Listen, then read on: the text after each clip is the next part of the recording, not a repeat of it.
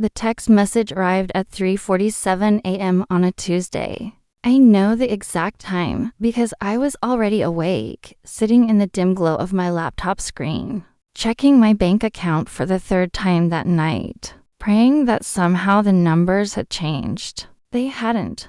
Emma, we need to talk when we get back. There's been a change of plans. My mother's words glowed cold and blue in the darkness of my studio apartment. No, how are you doing? No, we miss you. Just clinical efficiency wrapped in 12 words. I stared at that message until my eyes burned.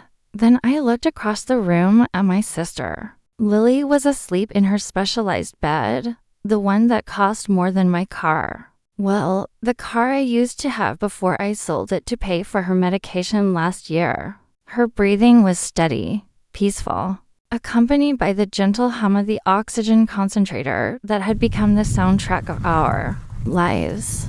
She was 17 years old, and she would never walk, never speak, never live independently. And for the past 3 years, since our parents decided that caring for a disabled child was limiting their golden years, she had been entirely my responsibility. I was 26 years old, working 2 jobs, and raising my disabled sister in a 400 square foot apartment that smelled perpetually of medical supplies and instant ramen. Meanwhile, my parents were in Hawaii again, their 3rd trip this year. But that message felt different. I didn't sleep the rest of that night. I sat there, my mind racing through possibilities, each one worse than the last. When the sun finally rose, painting the walls of our tiny apartment in shades of gold that felt almost mocking, I got up and started my routine. Lily's medication schedule was posted on the refrigerator, a color-coded chart that would make a military general proud. Blue pills at 6 a.m., physical therapy stretches at 7, breakfast through her feeding tube at 8. It was a routine I could perform in my sleep, and often did. My phone buzzed again around 9. Another message from my mother. We've made a decision about Lily's care. We'll discuss it when we're home on Friday. Please don't make this harder than it needs to be. Don't make this harder than it needs to be. I read that line over and over until the words lost all meaning. I wanted to scream. I wanted to call them and demand answers. But I didn't. Because deep down, in that place where we store the truths we're not ready to face, I already knew what was coming. They were going to take Lily away from me. Not to care for her themselves, of course. That would require actual sacrifice, actual parenting. No, they were going to put her in a facility, a specialized care home, they would call it. They would use words like quality of life and professional support and what's best for everyone. They would make it sound reasonable, even compassionate, and I would lose the only person in the world who mattered to me. I went to work that day in a daze. My first job was at a call center. 8 hours of apologizing to angry strangers about problems I didn't create and couldn't fix.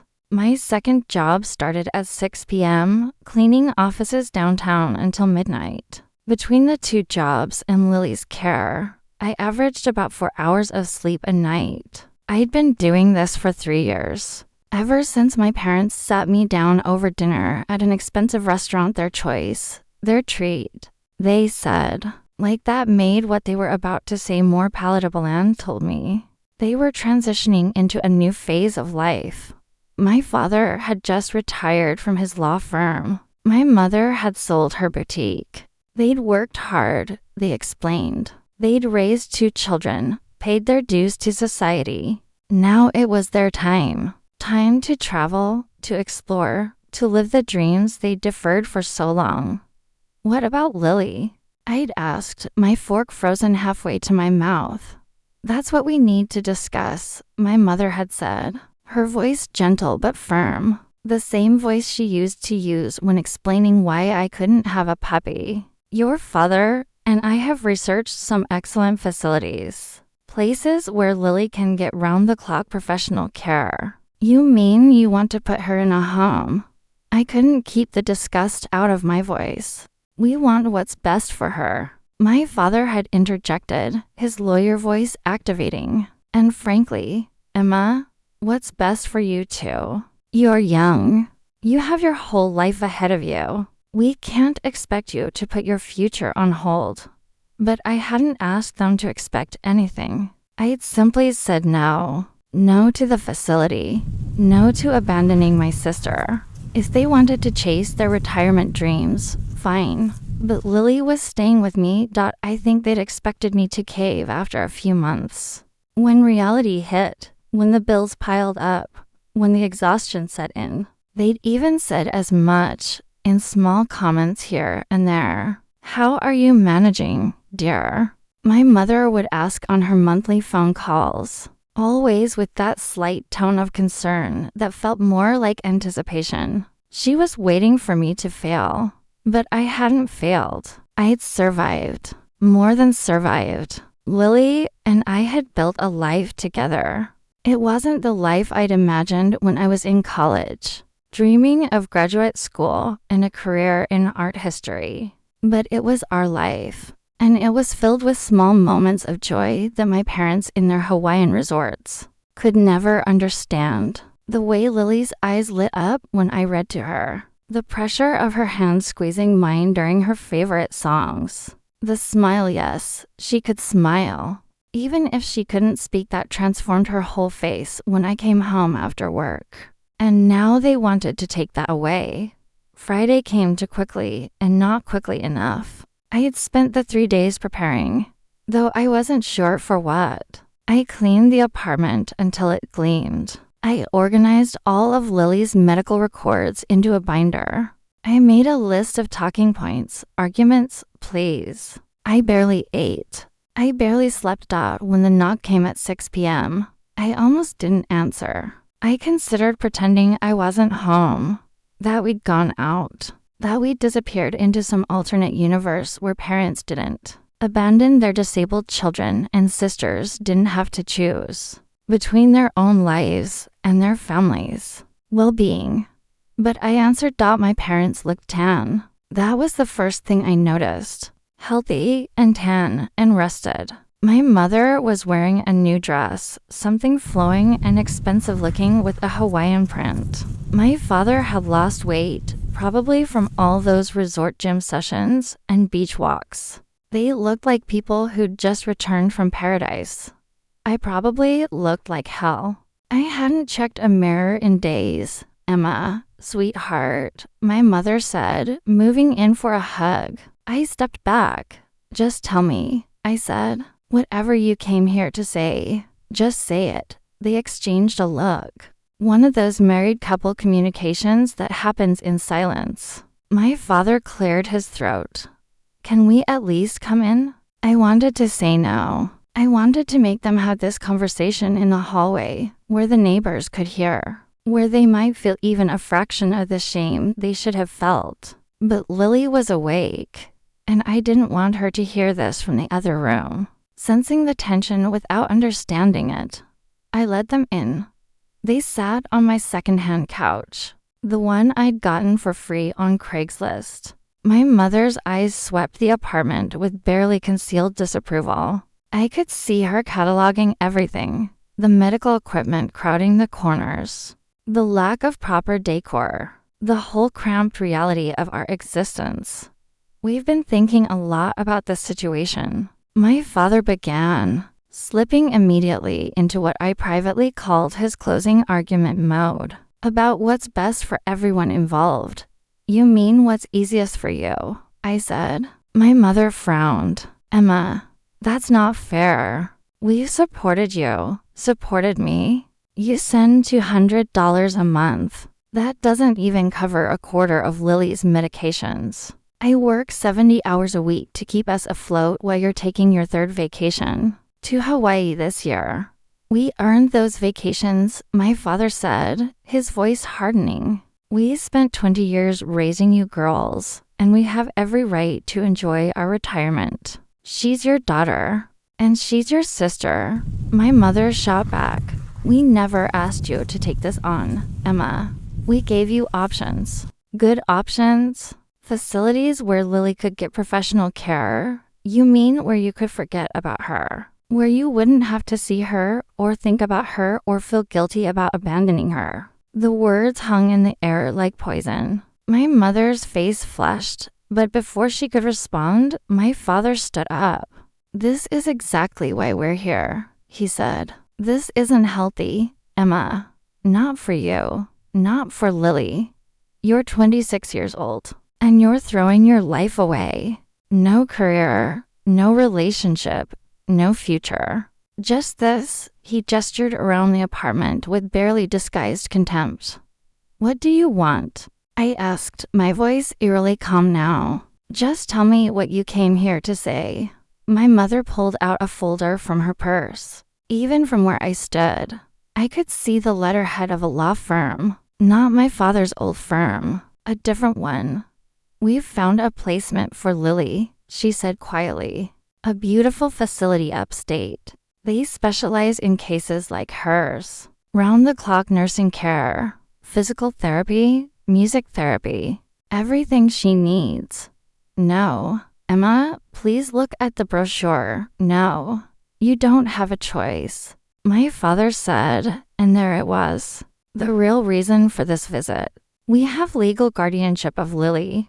We've been allowing you to care for her. But that can change. The facility has an opening next month, and we've already put down the deposit. I felt the ground shift beneath me. You can't do this. We can and we will, he said. It's what's best for Lily. And frankly, it's what's best for you too. Even if you can't see it yet. You need to live your life, Emma.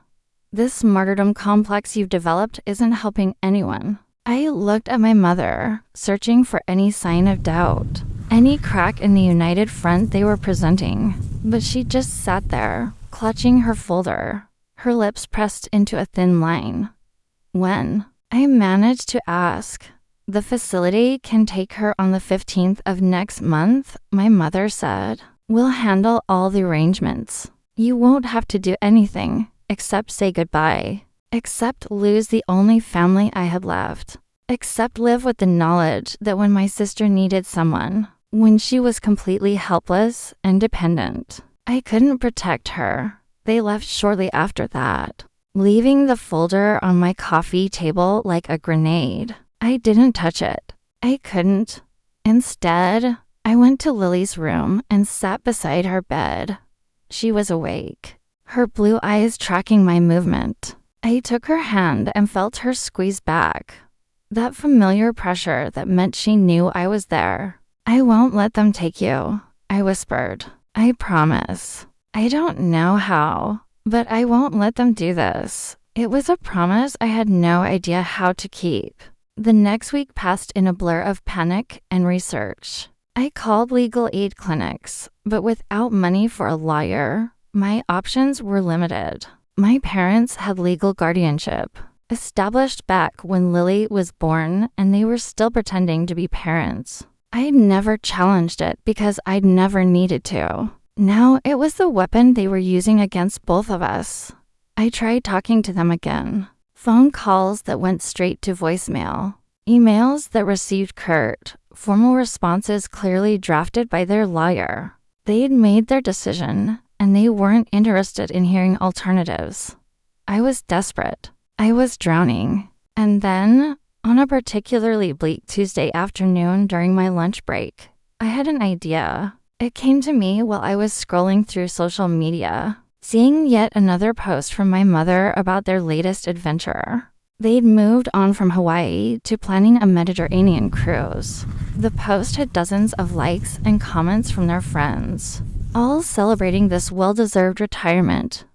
That's when it hit me. They cared about their image. They cared what people thought. My father had spent his entire career building a reputation as a respectable attorney. My mother had been a fixture in local society, always perfectly dressed, always volunteering for the right causes, always presenting the image of the perfect family. What if people knew the truth? I spent the rest of my lunch break thinking it through. It was risky. It might backfire spectacularly. But I was out of options and out of time. The 15th was less than 3 weeks away. That night, after Lily was asleep, I started writing. Not a legal document or a plea. A story. Our story. I wrote about being 23 years old and taking on the care of my disabled sister. Because our parents wanted to live their dreams.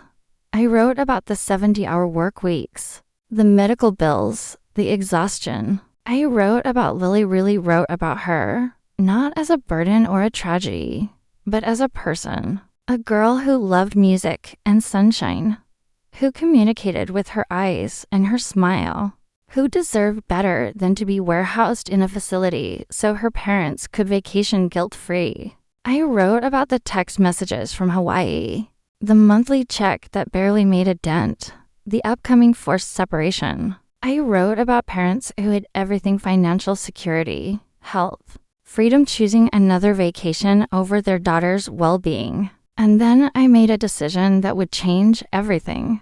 I posted it not just on my own social media, which barely had any followers. I posted it everywhere. I found parenting groups, disability advocacy pages, local community forums. I shared it on Reddit, on Twitter, on every platform I could think of. I didn't use my parents' real names, but I included enough details that anyone who knew them would recognize the story.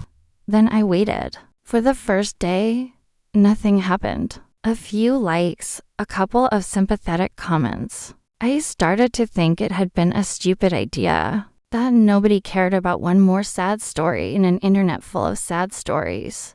But then, something shifted. A disability rights advocate shared my post. Then a popular parenting blogger. Then a local news site picked it up. Local family abandons disabled daughter for retirement dreams. Read the headline. It wasn't quite accurate. They hadn't completely abandoned Lily. They'd just dumped her care on me, but it was close enough. The story went viral. Within 48 hours, my post had been shared thousands of times. The comments section exploded with outrage, support. Similar stories from others who'd been abandoned by family members. News outlets started reaching out, wanting interviews. Disability advocacy groups offered legal support. And my parents started getting calls. I didn't call them myself. I didn't need to.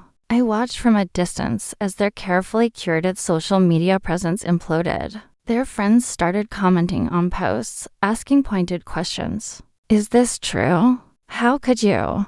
I'm so disappointed.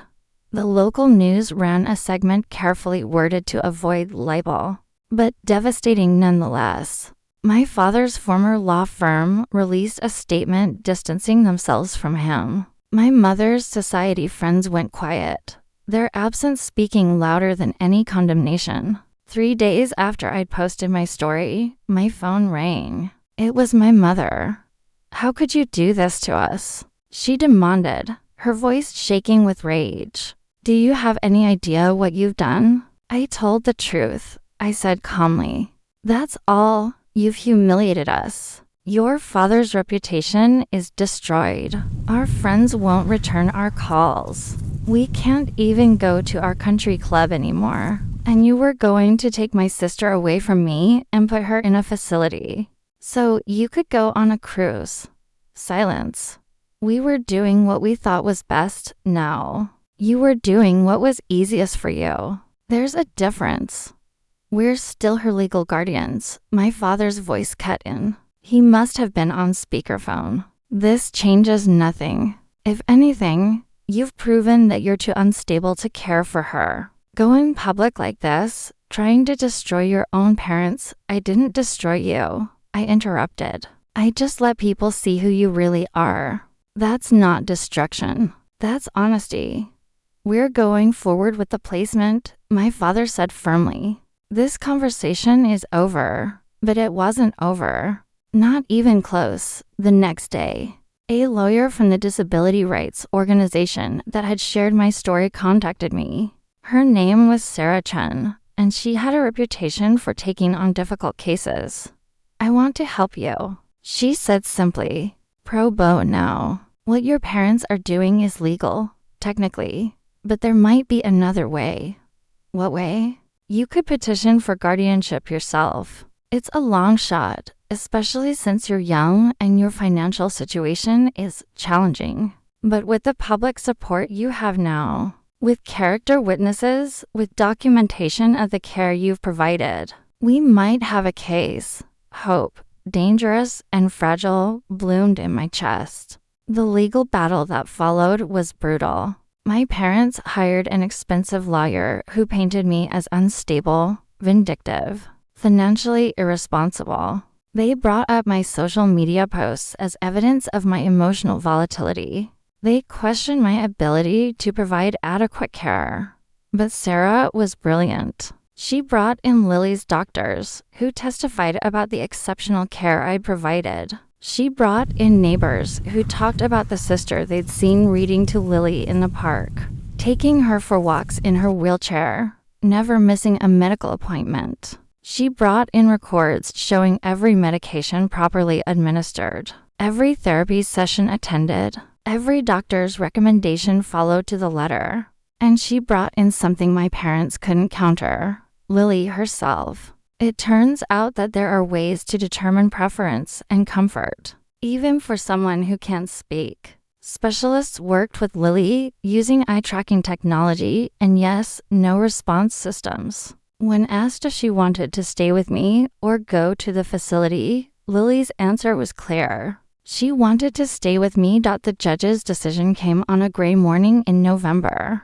I sat in the courtroom, Sarah beside me, my hands shaking so badly I had to sit on them. While the court recognizes that the petitioners, the judge said, nodding toward my parents, have legal guardianship established at the time of the minor's birth. It's clear that the practical reality of care has fallen entirely to the respondent. For the past 3 years, Ms. Bennett has demonstrated not only capability, but exceptional dedication to her sister's well-being. I couldn't breathe. Furthermore, the court finds compelling the testimony regarding the minor's own preferences, to the extent they can be determined. While the proposed facility may offer certain professional advantages, care and love are not commodities that can be outsourced without consequence. My mother made a small sound of protest. Therefore, the judge continued. The court grants the petition for transfer of guardianship to Emma Bennett, effective immediately, with the stipulation that the petitioners maintain their financial responsibilities as parents, including a significant increase in support to ensure the minor's needs are met, without undue hardship on the guardian. I won. I won. The courtroom erupted in whispers. My father stood up, looking like he wanted to argue, but his lawyer put a hand on his arm. My mother sat frozen, staring at the judge like she couldn't quite process what had just happened. Sarah squeezed my hand. You did it, she whispered. But I wasn't looking at her. I was looking at my parents, watching their faces as they realized what this meant. They couldn't ship Lily off to a facility and forget about her. They would have to pay real support. The judge had ordered an amount that would actually cover her medical needs and allow me to cut back to one job. They would have to live with the knowledge that their daughter's disabilities would be part of their lives whether they wanted that or not. And more than that, they would have to live with the reputation they'd earned. The judge's ruling would be public record. The story wasn't going away. As we left the courtroom, my father tried one last time. Emma, please. Can't we talk about this like adults? I stopped and looked at him. Really looked at him. He looked older than I remembered, and tired, and maybe, just maybe, a little bit ashamed. We just did, I said, in front of a judge. And you lost? My mother stepped forward. We're still your parents, yes, I said quietly. You are. And I'm still your daughter. And Lily is still your daughter. That's why this hurts so much. Because you chose Hawaii over her. You chose a cruise over her. You chose your comfort over your own child. And when I stepped up to fill the gap you left, You tried to punish me for it. That's not what we didn't mean. My mother stammered. It doesn't matter what you meant, I interrupted. What matters is what you did. And what you did was abandon her. You'll have to live with that. I walked away, Sarah beside me, and I didn't look back. The months that followed were transformative. The court-ordered support meant I could quit my second job. I still worked, but now I had time. Time to breathe. Time to take Lily to the park without rushing. Time to read to her without falling asleep mid-sentence. Time to maybe, possibly, carefully think about what I wanted for my own future too. The viral post had unexpected benefits beyond the legal case. A children's hospital reached out, offering Lily a slot in an experimental therapy program. A medical equipment company donated a new wheelchair after seeing our story. People sent cards, gifts, messages of support from around the world. My parents faded into the background of our lives. They paid the court-ordered support, always on time, probably terrified of what would happen if they didn't. They sent birthday cards to Lily with generic messages. They never asked to visit. I heard through mutual acquaintances that they'd canceled their cruise, that they'd become quieter at their country club, less social, that my father had aged considerably, that my mother had started volunteering with a disability charity, though whether that was genuine remorse or image rehabilitation, I couldn't say.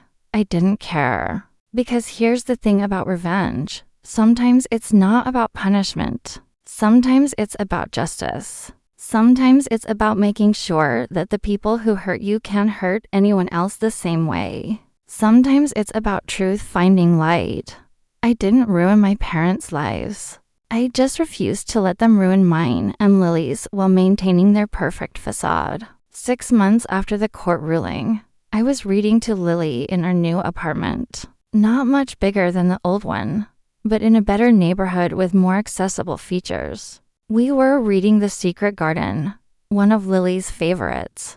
I'd read it to her a dozen times, and she never got tired of it. As I read about Mary discovering the hidden garden, bringing it back to life, I realized something. That's what we'd done, Lily and I. We'd found our own secret garden in the wasteland our parents had left behind. We nurtured it, protected it, made it bloom, and no one could take that away from us. My phone buzzed. A message from Sarah. Just saw your parents at a charity gala. They left early. People were asking them about Lily. Thought you'd want to know. I smiled and set the phone down. Lily squeezed my hand, her signal for keep reading. So I did. Because this was our story now. Not a tragedy. Not a tale of abandonment. But a story of resilience, of a sister's love, of choosing the harder right over the easier wrong. They chose Hawaii over their disabled daughter. I chose her over everything, and in the end, that made all the difference. If you've ever been in a situation where you had to stand up for what's right, even when it cost you everything, drop a comment below. And if this story moved you, hit that like button and subscribe.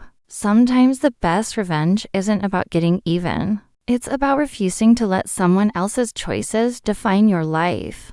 Lily and I are still here, still fighting, still finding joy in the small moments. And somewhere out there, my parents are learning that you can't run from your responsibilities. No matter how many vacations you take. Thank you for listening to our story.